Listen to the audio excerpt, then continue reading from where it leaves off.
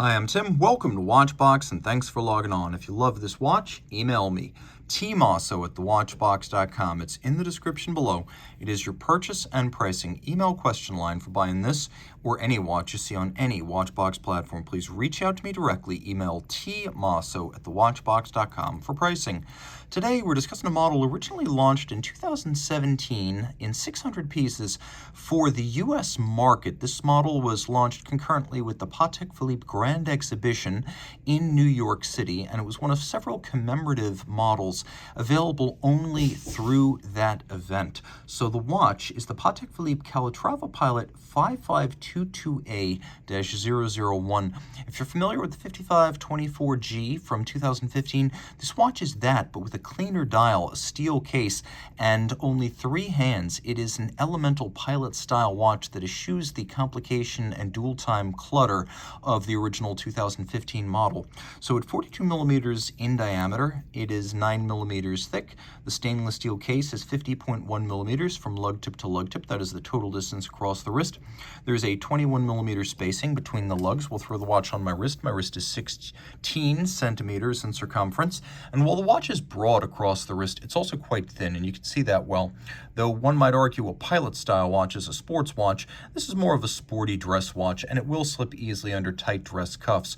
I would recommend your wrist be at least 15 centimeters circumference to wear this, because mine is 16, and these lugs really are pushing out to the edge. They're not over the edge, not yet, but they're getting close. Taking a look at the strap.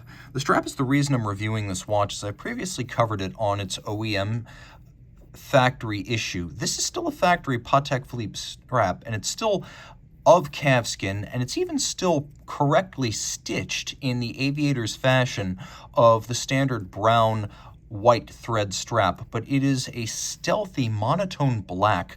So this is a very different factory spec strap for the watch that changes its look, giving it a little bit more of a stripped down modern aesthetic as opposed to the vintage aviation feel of the original light brown with ecru off-white stitching. Now you can see that cross hatching just like the calfskin of a 1920s or 1930s Aviator strap, and we still have here that distinctive Calatrava Pilot counterweighted clevis style buckle that is unique to the Pilot models. This one just has a little bit of adhesive on it. That's not a scratch. So we have that Aviator's style strap, but subdued with the monotone stitch. You can't tell that this strap was designed for this watch. We have the buckle that has that lovely Patek logo on it, and then we have a case that is simple, Calatrava-like in that the lugs are integrated, but you can see they're more massive than what you'd get on a standard Calatrava. The case is clearly of the same cloth as the 5524. But what we've got here is a much simpler presentation without the travel time crowns. We have the Calatrava cross here. We have a dial that is a rare application of a caliber 324 in that we have 3 hands, but we have no date. And I'm not sure off the top of my head, I can think of any other Patek references that have a 3-hand no-date caliber 324 automatic.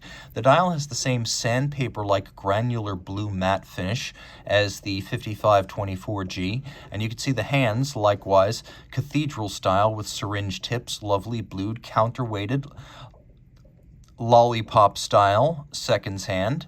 And then we have applique white gold vintage font Arabic numerals. There is plenty of Loom on this watch, and I do mean plenty of Loom. For a Calatrava, this is a very, very sporty treatment. You will not find too many Calatrava collection watches that are loomed like this. In fact, I would argue that this watch puts most Aquanaut and Nautilus sports watches to absolute shame when it comes to Loom. The watch was originally 60 meters water resistant, which is a lot for a Calatrava, but I still wouldn't take it swimming, as the crown is a push-down crown rather than a screw-down crown. By the way, everyone knows that there is a hacking hack on these center second 324s.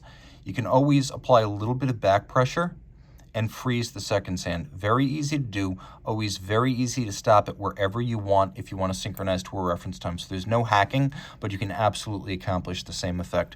Flip it over and you can see a ghosted Patek Philippe New York 2017 logo on the back. And then we have the caliber 324 in its glory. This is the most modern version of it before the transition to the 26-330. So automatic winding, unidirectional, ceramic rotor bearings, free sprung, 6-position adjusting, adjusted Gyromax style balance architecture, 4 Hz beat rate, 45-hour power reserve, and with the absence of the date, this goes from a standard 324's 35 to 45-hour rating to a clean 45-hour rating. And then we have the Spiromax anti-magnetic silicone hairspring with a handsome degree of finishing. Now, I've always said modern Patek movements, at least mainstream movements, are a judicious blend of hand finish and mechanical finish, but unlike, say, JLC or Audemars Piguet, where they start to lean more heavily on the mechanical side, there's a lot of visibly hand-laid finish, particularly the rounding of the bevels on these 324s that I still appreciate a great deal. And these are guaranteed from the factory to run no worse than -3 + 2 seconds per day. So beauty, but also brains. Reach out to Team Mosso at thewatchbox.com for purchase and pricing details.